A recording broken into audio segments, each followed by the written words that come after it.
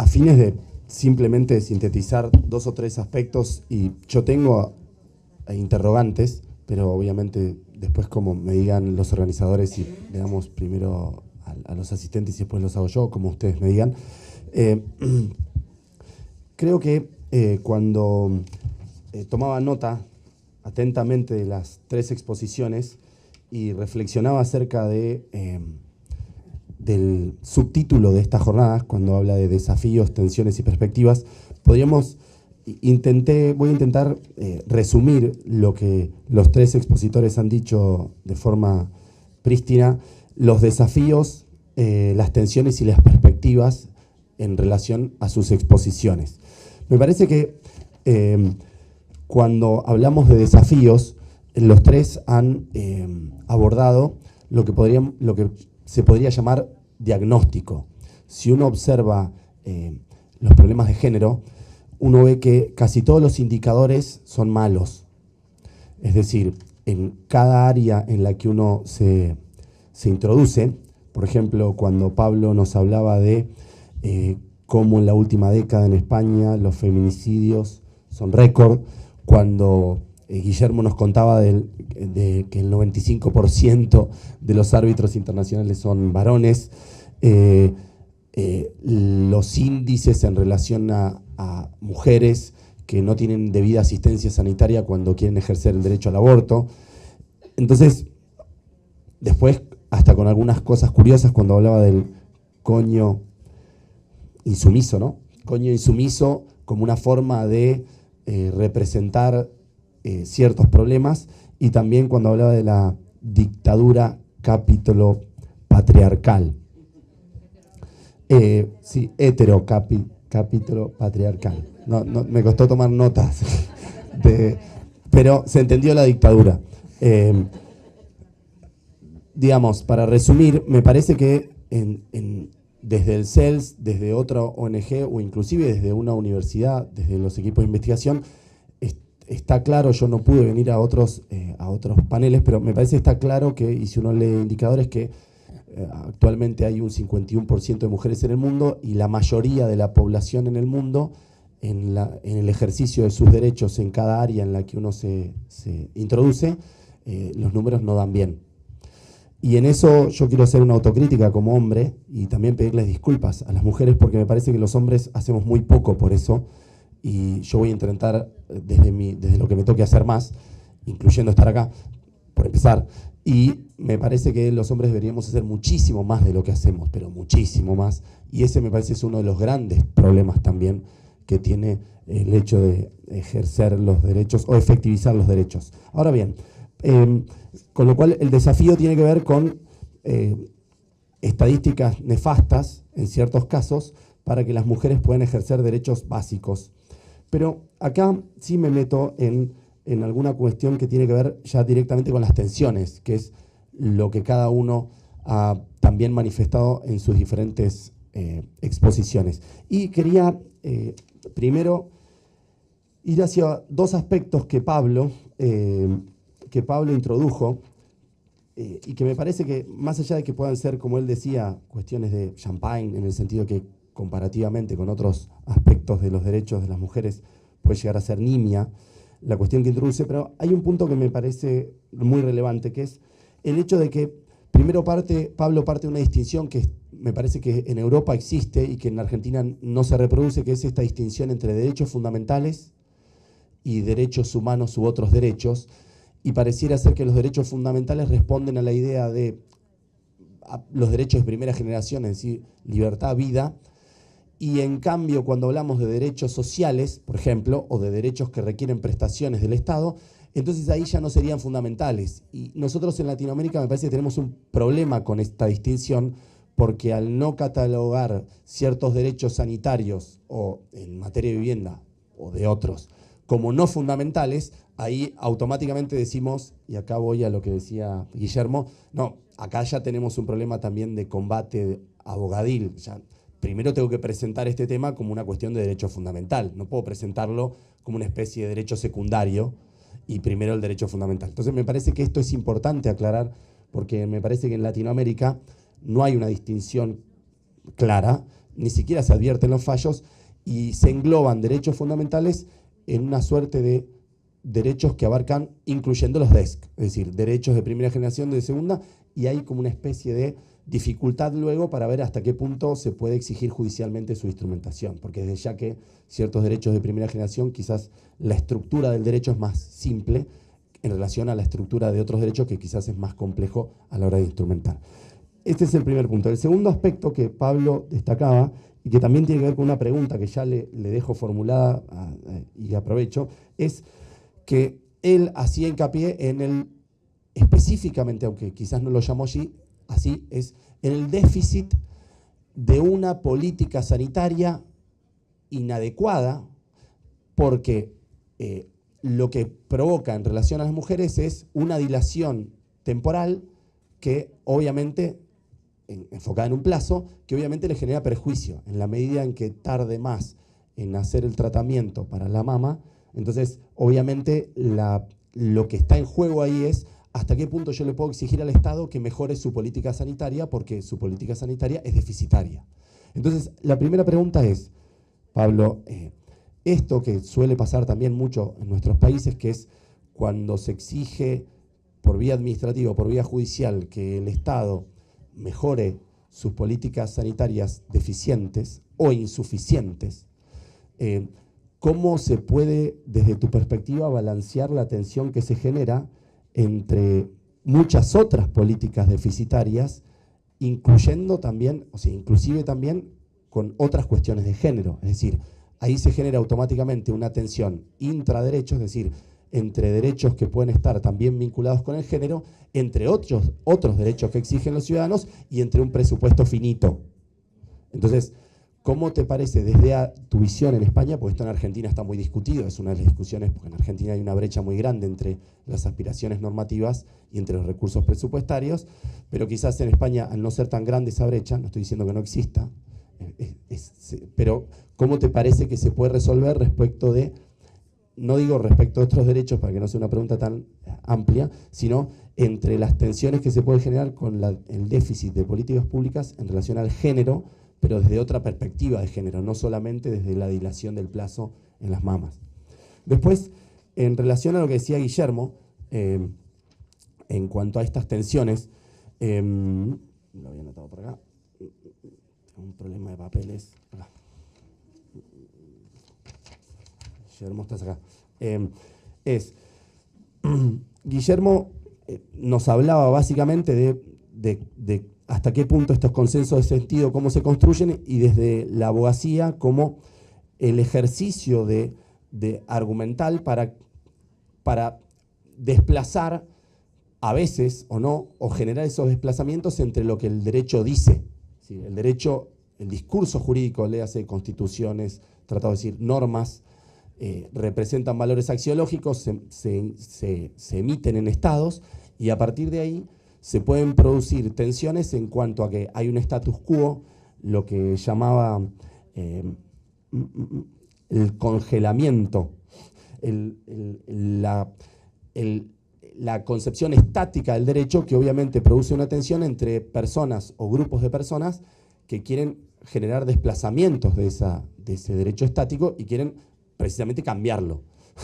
Entonces, Guillermo lo que nos decía es, bueno, la abogacía tiene que servir para esto, es útil, puede producir desplazamientos, y me parece que el arbitraje internacional podría ser una de las herramientas que todavía no está explorada para introducir los problemas de género, si es que no interpreté mal.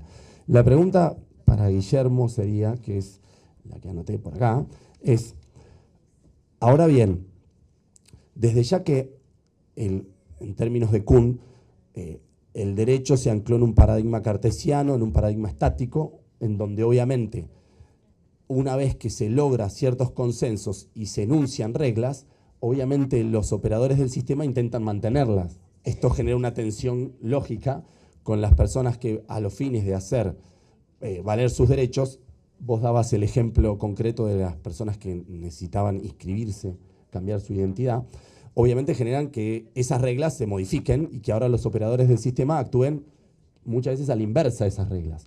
Ahora bien, ¿cómo te parece que estas tensiones, que ya debieran ser como vos decías, que en realidad citando, que coincido que es estas ideas inestables o sexualidades migrantes en este espacio, ¿cómo te parece que este equilibrio dinámico puede también llevar adelante ciertas reglas estables, aunque sean reglas estables dinámicas? Es decir, ¿se entiende? Porque en definitiva son reglas estables dinámicas. Entonces, ¿cómo sería esto de hasta qué punto el abogado va forzando todo el tiempo el sistema y cómo los operadores del sistema le van diciendo al abogado, bueno, lo entiendo, pero necesito que la regla siga estable, con lo cual, si después viene otro grupo y yo cambio la regla, y si después viene otro grupo y yo cambio la regla, entonces, ¿cómo hacemos para que ciertas reglas tengan algún tipo de estabilidad, aunque sea una estabilidad mucho más dinámica? Y en relación a Edurne, mi pregunta es, en relación al caso Fall, que es un fallo muy discutido en Argentina, la Corte toma Fall y a partir de razonar el artículo de un código penal que establece una previsión, a partir de ahí hace derivar la exigencia al Estado de una suerte de políticas públicas, es decir, del ejercicio de políticas públicas.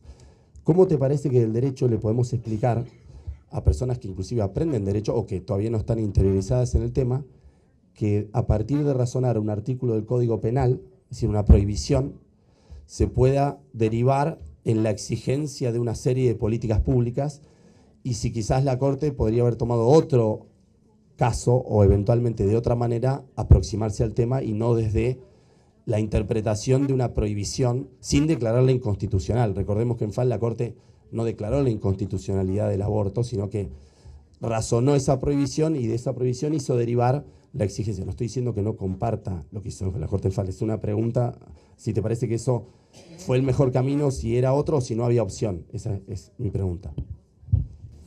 Bien, gracias por las dos preguntas que se me plantean, que van, la primera no tanto, pero la segunda desde luego al tuétano de mi presentación, ¿no? La primera no tanto, la primera porque quizás o me he explicado mal o no se ha comprendido lo que he querido decir cuando he hablado de derechos fundamentales. Los derechos fundamentales en la teoría constitucional española no son fundamentales desde un punto de vista valorativo. Es una definición técnica de nuestro constitucionalismo y atañe a los artículos 14 al 30 y supone que esos artículos, entre los que se encuentran derechos civiles y políticos y económicos y sociales y culturales, no todos ellos, pero no son todos civiles y políticos, les otorga una protección singularísima que pasa, como digo, por la reserva de ley orgánica, por la posibilidad de un amparo constitucional, de modo que no hay ningún elemento valorativo por mi parte. Soy poco sospechoso de colocar en distintas divisiones a los derechos por su naturaleza y desde luego no era mi interés el de confrontar esas dos realidades. Lo que es cierto es que hay tres artículos que corresponden a esta categoría cualificada por orden constituyente y otro que no, que es el del derecho a la protección de la salud. El segundo sí que es muy interesante y me congratulo de recibir este tipo de preguntas porque solo las puede hacer quien haya entendido realmente las contradicciones que subyacen a este tipo de reivindicación, ¿no? Que, aunque muy elegantemente ha intentado evitar lo de champán, lo es. Pero que lo sea no quiere decir que no merezca ser defendida. Y aquí está su abogado para hacerlo.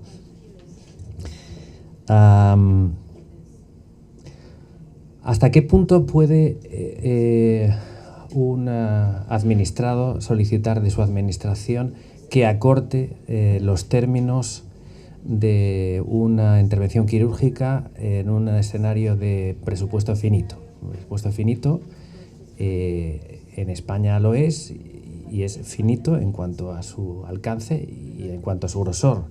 Lo ha sido mucho más últimamente, pues desde el momento en que se produce una situación sobrevenida, que es una mutilación corporal, que es una mastectomía radical, que sitúa a la persona en una situación de grave vulneración de sus derechos a la propia imagen, a la dignidad y a la integridad corporal. Esa situación no se daba antes y se da entonces. Y la reacción que por parte de la administración se pueda esperar pues ha de ser acorde al menoscabo mínimo de esa lesión que se ha producido con carácter sobrevenido. ¿Produce tensiones con otras cuestiones de género? Como tú afirmabas, pues creo que sí. Para empezar, no sé con cuál en particular generaría una tensión específica. Si pudieses verbalizarlo, quizás pudiésemos detallarlo. Desde luego que las genera. Lo que creo que queda claro es que esta es una cuestión de género, de autopercepción de la mujer de sí misma y del derecho a que esa percepción no se vea vulnerada por una circunstancia sobrevenida. Y desde luego tensiones de carácter presupuestario en diferentes agendas del discurso de género las hay, las ha habido y las va a seguir habiendo, y esta es una más.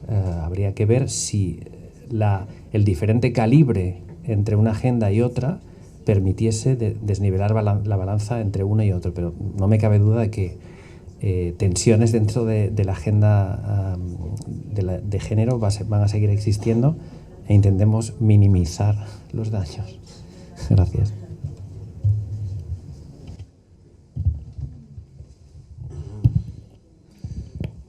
Bueno, gracias Juan por la pregunta. Creo que un par de cosas sobre eso.